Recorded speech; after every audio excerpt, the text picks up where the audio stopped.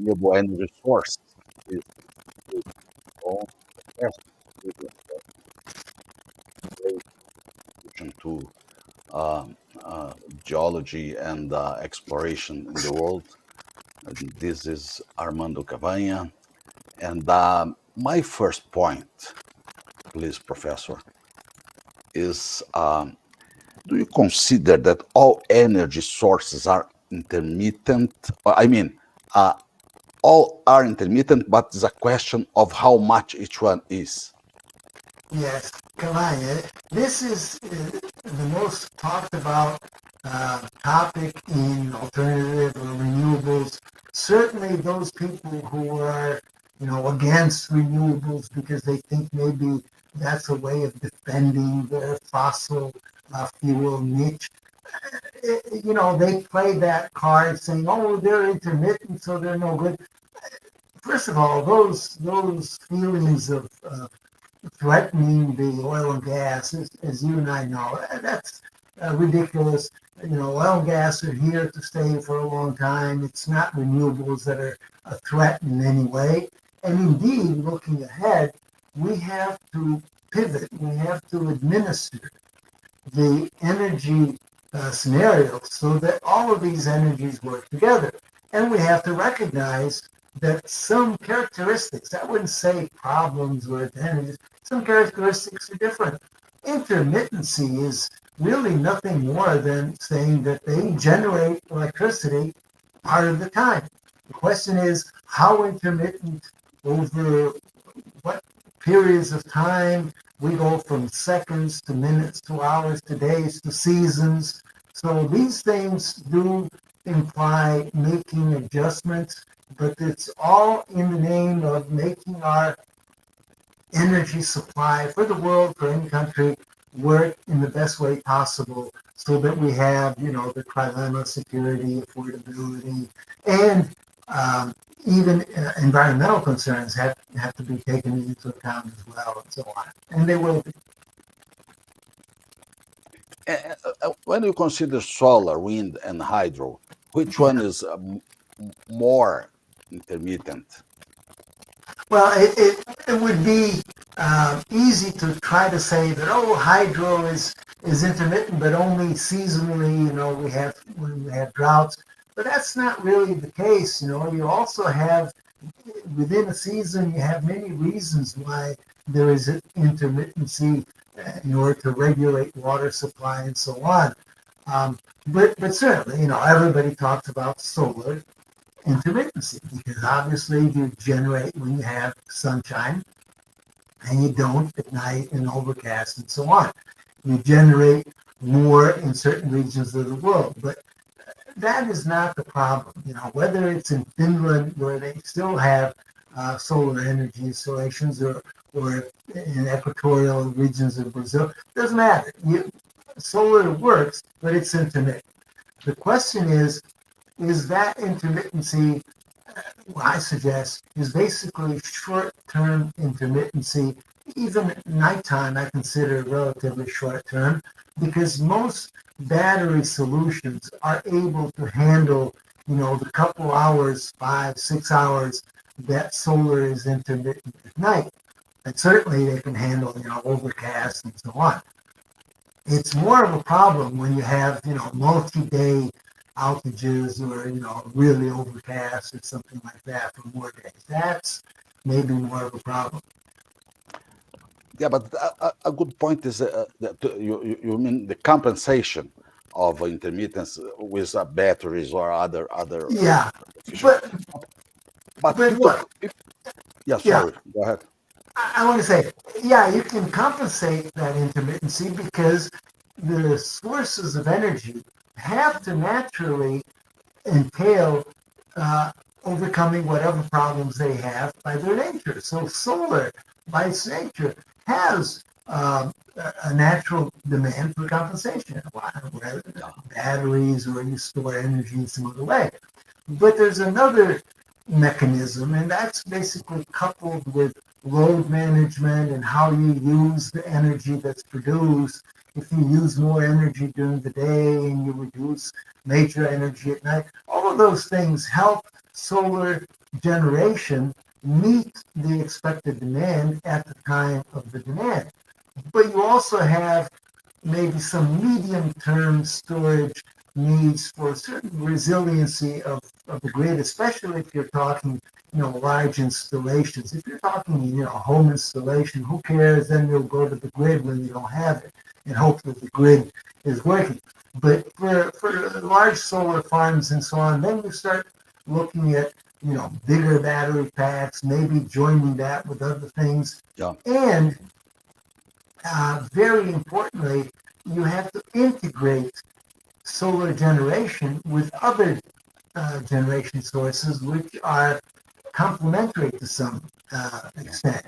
And indeed, solar and wind have somewhat of that characteristic because oftentimes and in many regions, wind generation is even stronger at night when solar isn't generating.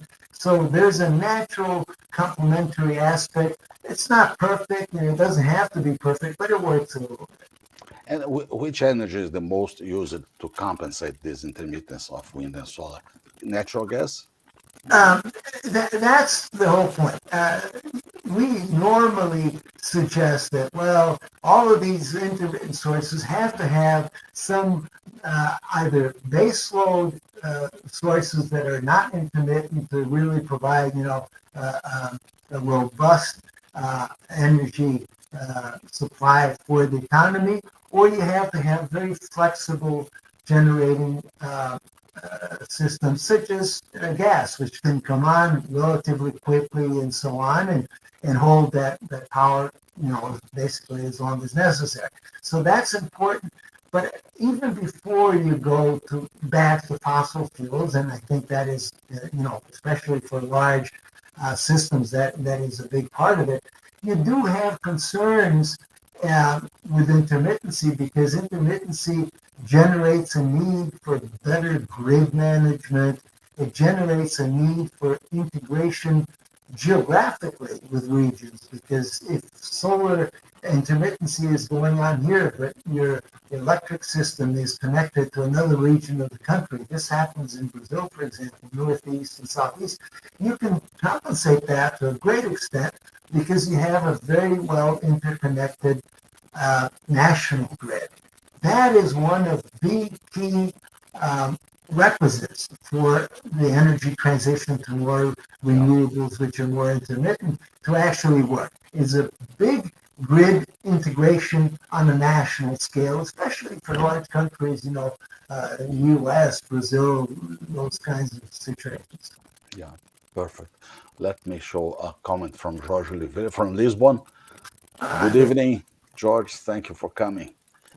Professor Cleveland, when people, researchers compare energy costs, different energy, oil, gas, nuclear, wind, do they consider the intermittence problem and the compensation costs, or they do not see these costs? Yeah, that's, people do research as, on particular type of energy, whether it's solar, and then they look at panels. And in fact, I mentioned that the intermittency in solar can be partially improved with technology because a lot of times it's a question of how well do these solar panels and the actual cells work, how effective they are in lower light so that some energy can still be generated in overcast situations where there's some spectrum of the radiation and maybe not so much of the visible.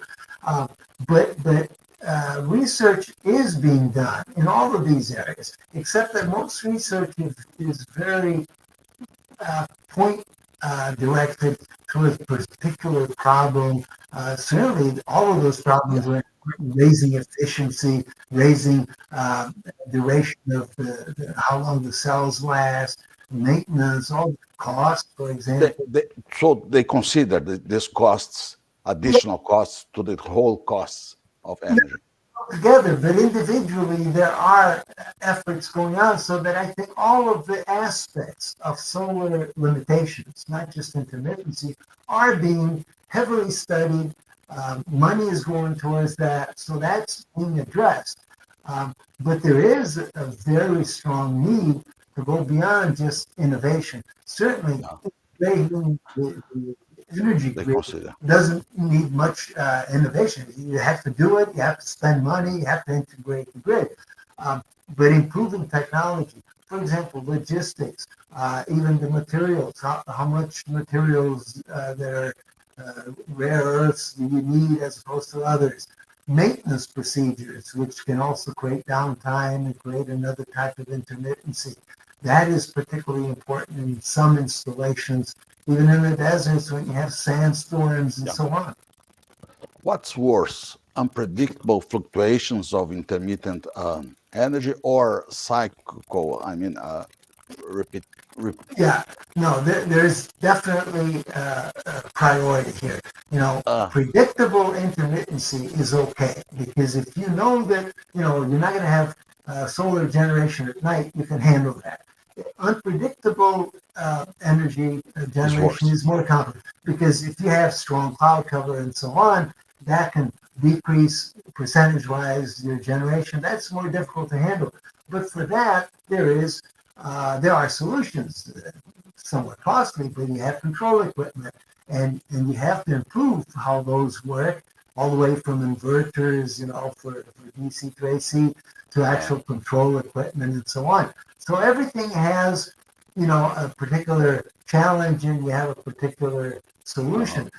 But you could say the similar thing applies to wind generation as well, which is another chapter that we should discuss.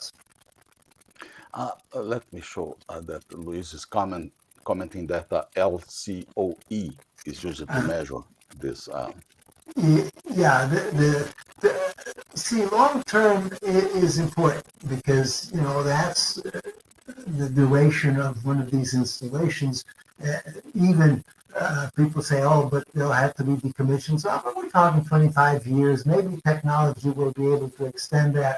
So, you really want to consider what the long-term cost will be, and bring that to a normalized fashion of measuring one against the other.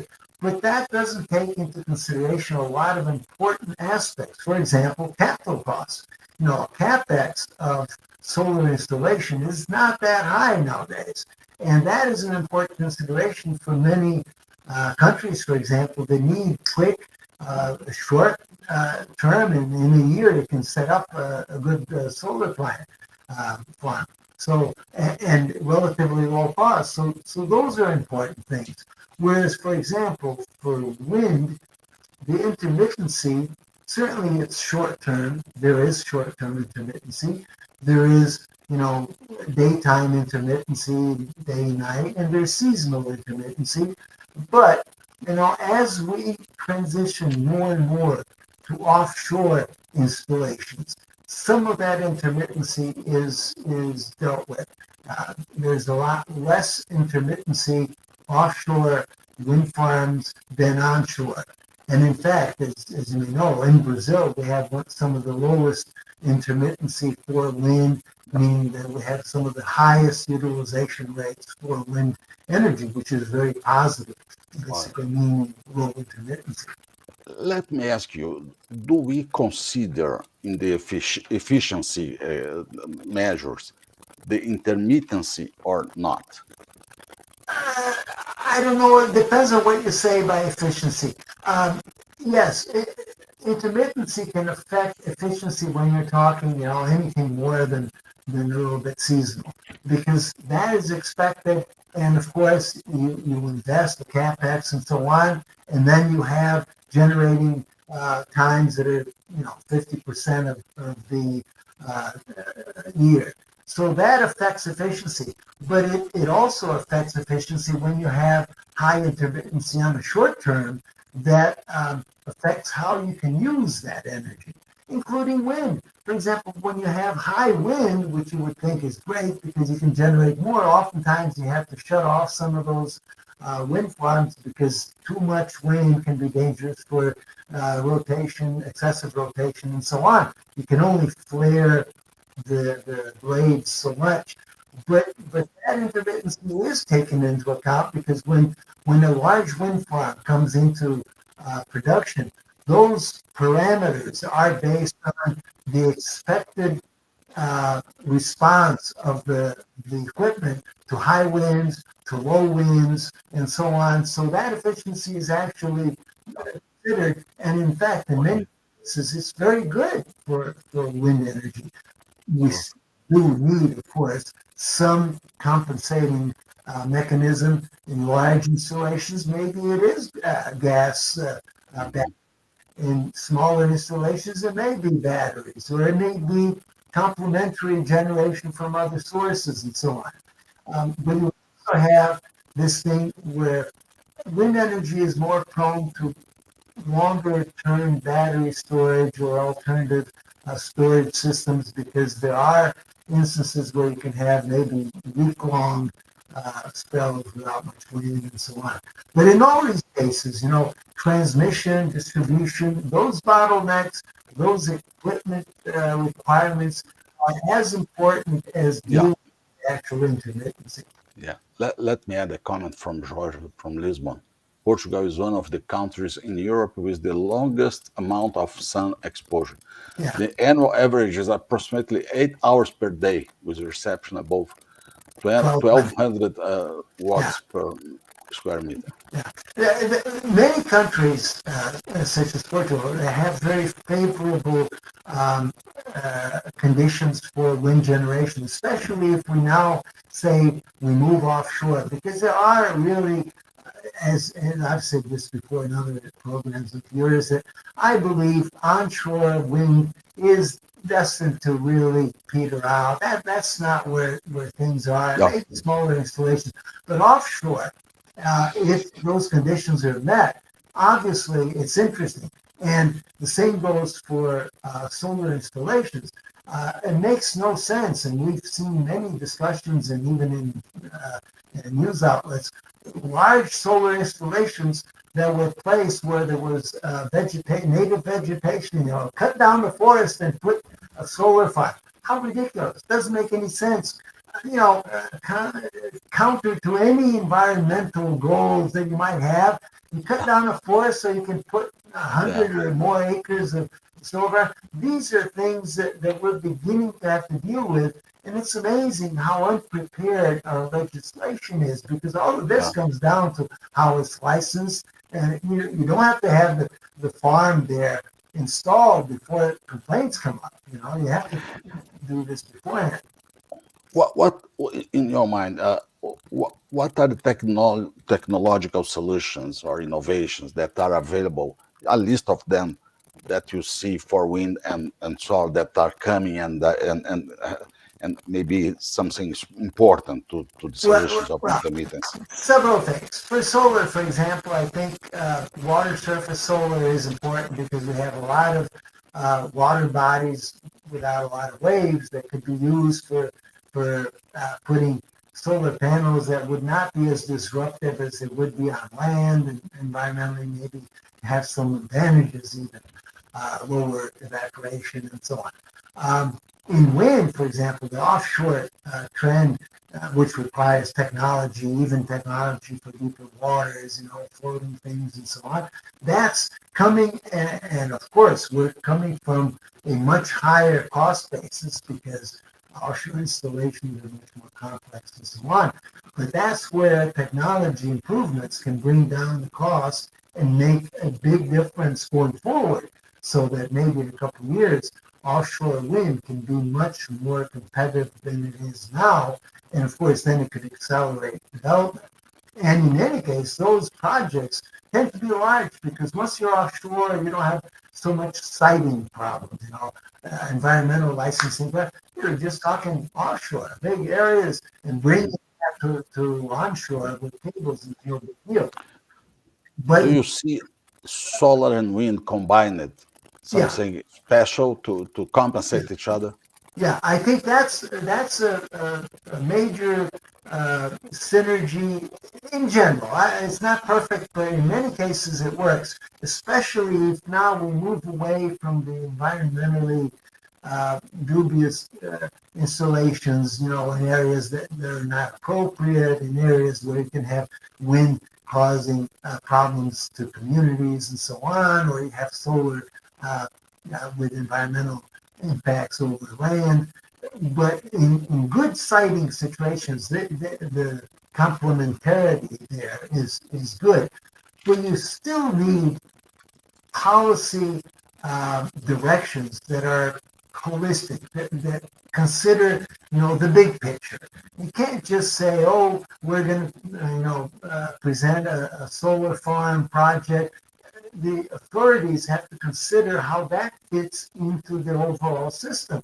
It's a holistic policy to balance energies from different sources. You need equilibrium, a balance between solar and wind and other renewables and other non-renewables and gas and base load from nuclear or hydro. Those considerations are above the Above. interests of any solar or wind project.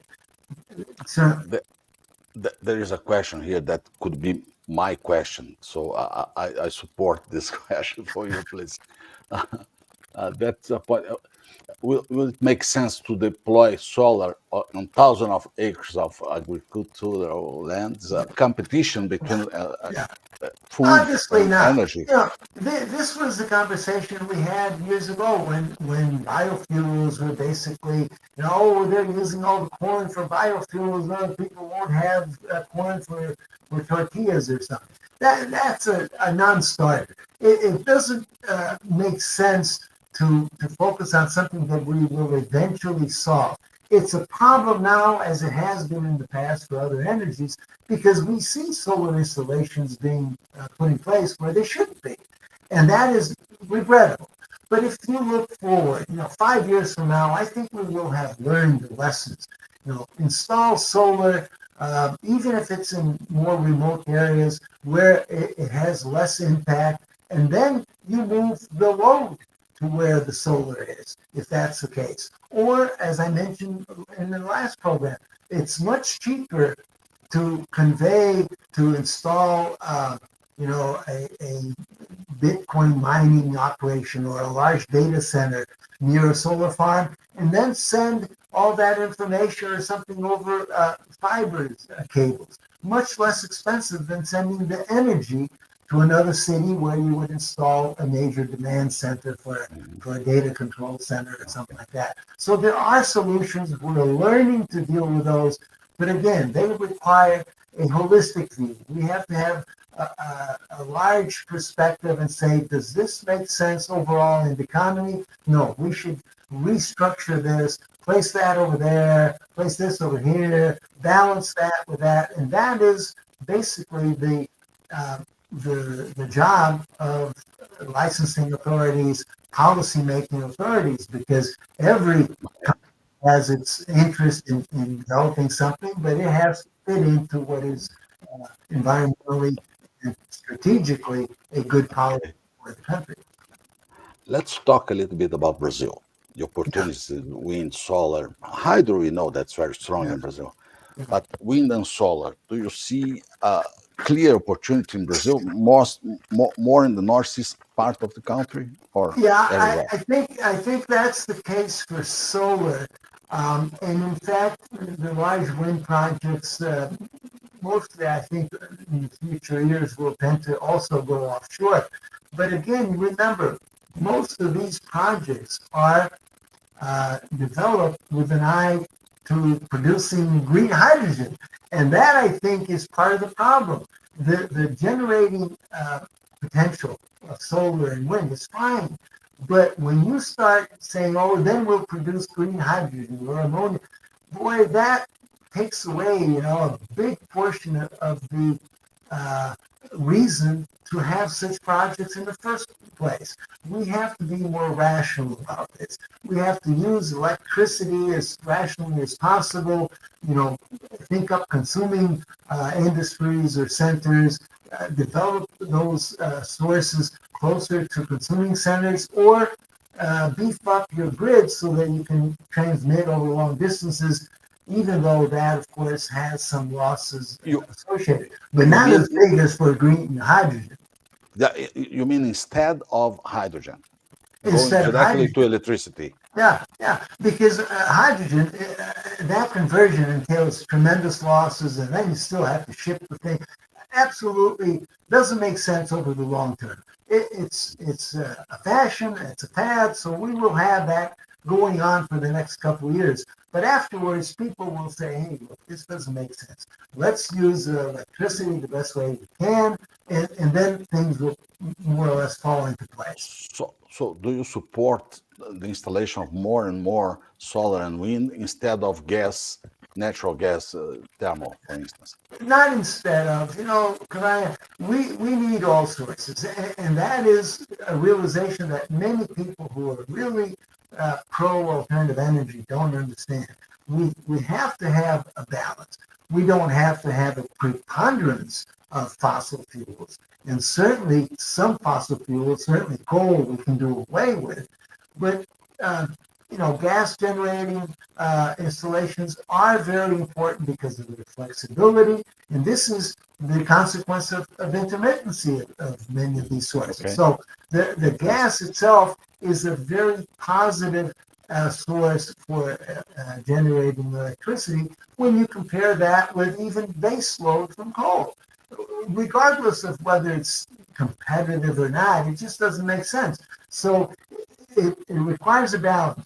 And it also requires rethinking because we are going in Brazil, for example, to the northeast where there's a lot of sun, just like Portugal and certainly Saudi Arabia with large solar installations because it's very good radiation and so on, large number of hours of sun. But maybe more important is to have generating installations closer to demand centers. And the large cities in general are along the coast, so it makes sense that you could have a lot of wind generating offshore and supplying coastal cities, even big cities, Rio de Janeiro and so on. If you have offshore wind well placed, for sure. In the United States, the eastern coast is quite amenable for large wind installations. There's reactions, but eventually we'll see.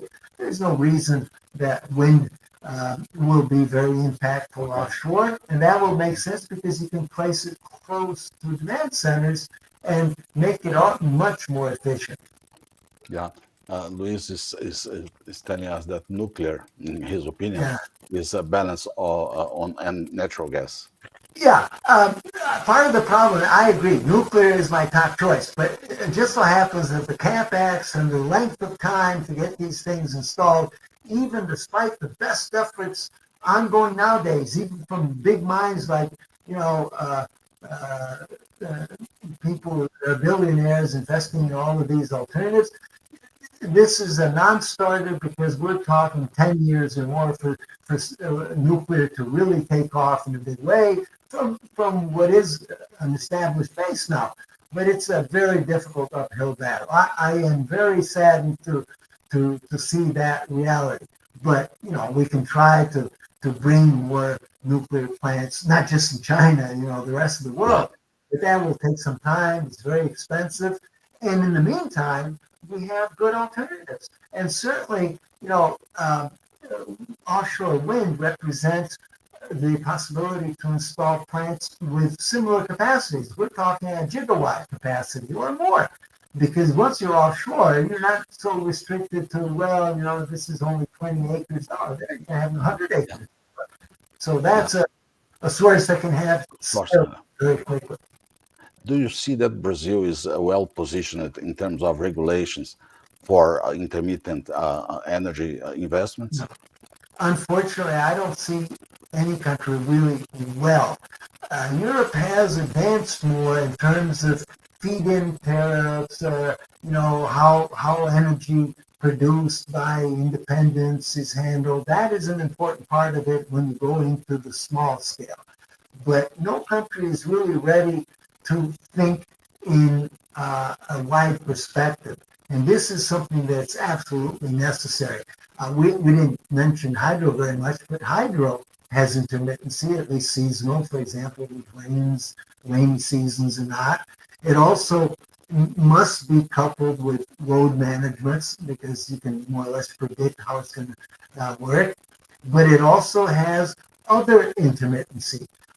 If there's a need for water, or if you need to divert water, that can affect the reservoirs. So that's a need for storing some of that energy. Basically, the only scale that we have now to store hydro is basically pumped hydro, and that's not viable maybe for something the size of Three Gorges or Itaipu, but it's viable for smaller hydro projects, and then you do have a very good balance of generation and storage.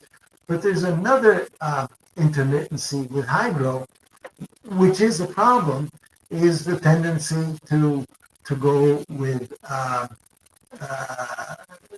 for example, river navigation versus the flooding emissions. Those things are all concerns, so that many plants nowadays are run of the river type, where you don't have large reservoirs. That generates electricity with intermittency, more intermittency. You do away with some of the environmental problems of flooding large areas and so on, which release CO2, but it causes a problem with intermittency. And it's not always the case that you can store that with pump storage. Mm-hmm. So those are real concerns going forward, especially because hydro all over the world, basically, all of the large projects we've mostly addressed and implemented. And they're not all very good because many of them have serious consequences. Three Gorges, for example, is a horrible project, an environmental disaster. Hydro has very serious problems with silting because all of a sudden, instead of a running river, you have just a reservoir. And you accumulate sediments. All of a sudden, instead of 100 meter deep, you have 30 meters, and there goes your reservoir. That is a problem. The fish runs is a problem. So the intermittency sometimes comes from trying to solve that. And we have this movement, removing the old hydro projects, mostly the smaller ones, just to restore nature because those projects were bad. Yeah. But if you have a good overall view of the energy grid and the different sources that are producing energy, it's much easier to balance how much effort you will make to put together a new hydro project as opposed to more gas generating. Okay. I have a last question for you. Of course, you can come with our ideas, but my question is very objective question. If I give you $100, and in which energy source you will invest? Wind, solar, nuclear, coal, natural gas, all related to electricity, not for oil. Yeah. Well, we didn't speak about some of the renewable sources like bioenergy, and I'm a big bettor on that. So I would say, just roughly put something like $1/4, $25 each into wind and solar and bioenergy. And then that last quarter, maybe you have to split up into some future potential things. Certainly, nuclear is there. It's expensive, but if you put part of your budget there, it might make sense because in the future you'll get some benefit. So you are favored to diversify the investment. Yes, you have to energy. Yeah.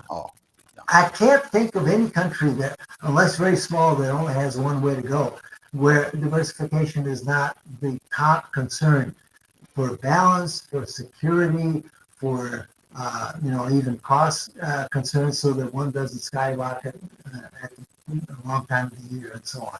But given those concerns, we see that in the world, one of the major bottlenecks is a reasonable set of legislation, rules, whatever, so that these individual energy sources can fit together into a master plan. And that's what countries need. They need a master plan, not just an environmental rule for siting solar.